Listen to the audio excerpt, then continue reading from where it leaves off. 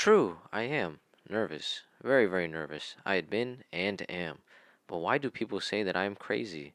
The disease had sharpened my senses, not destroyed them, so I'm perfectly sensed. Above all was the sense of hearing. I heard all things in heaven and on earth. I heard many things in the underworld. How, then, am I mad? Observe how healthily, how calmly I can tell you the whole story. It is impossible to say how first the idea entered my brain. I loved the old man. He had never wronged me. He had never given me insult.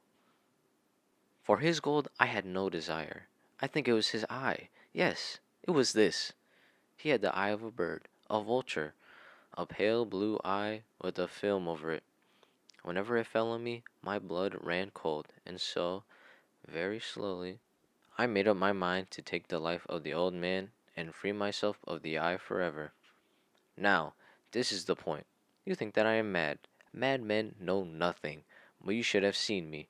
You should have seen how wisely and carefully I went to work.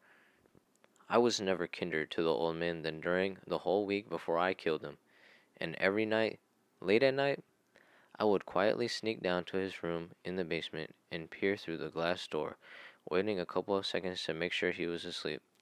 And then I was stuck in my head. I quietly opened the door and I moved slowly, very slowly, so that I might not interfere with the old man's sleep.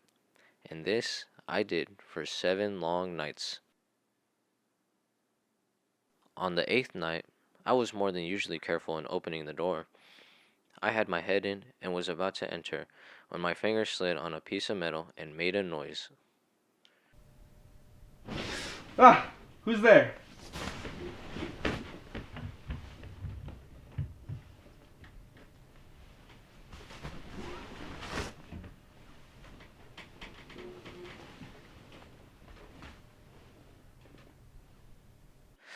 I did not move a muscle for a whole hour. Then I heard a noise, and I knew it was the sound of human terror. It was a low sound that arises from the bottom of the soul. I knew the sound well. I knew what the old man felt, and felt sorry for him, although I laughed to myself.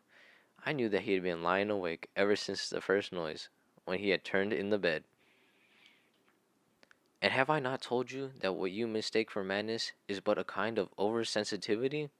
Now, there came dull, quick sound. It was the beating of the old man's heart. It increased my anger. The beating of the heart increased. It grew quicker and louder every second. The old man's terror must have been extreme. The beating grew louder, I say, louder every moment. And now, at the dead hour of the night, and the horrible silence of that old house, so strange a noise as this excites me to uncontrollable terror. But the beating grew louder. I thought the heart must burst, and now a new fear seized me.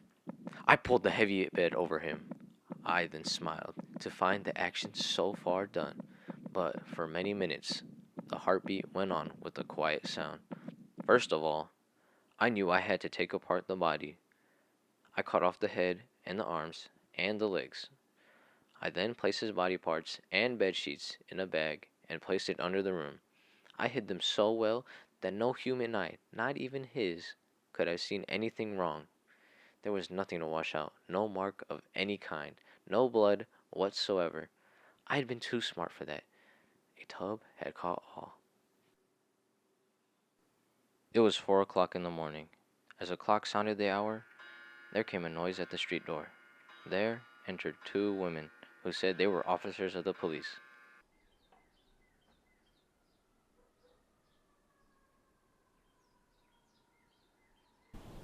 A cry was heard during the middle of the night from the neighbors. Suspicions of crime have been aroused. Information has been given to the police station, and we're here to search the building.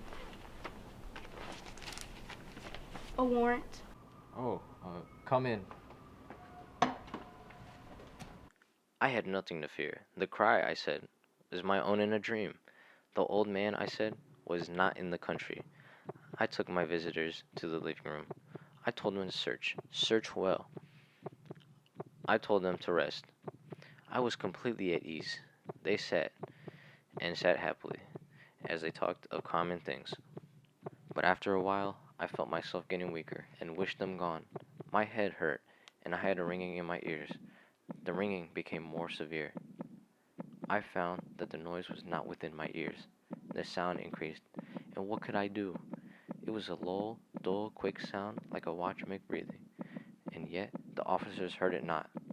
The noise continually increased. It grew louder, louder, louder, and still the officers talked pleasantly and smiled. But anything was better than this pain. I could bear those smiles no longer. I felt that I must scream or die. And now, again, louder, louder, louder. Pretend no more. I admit the deed. Tear up the floorboards. Here, here. It is the beating of his hideous heart.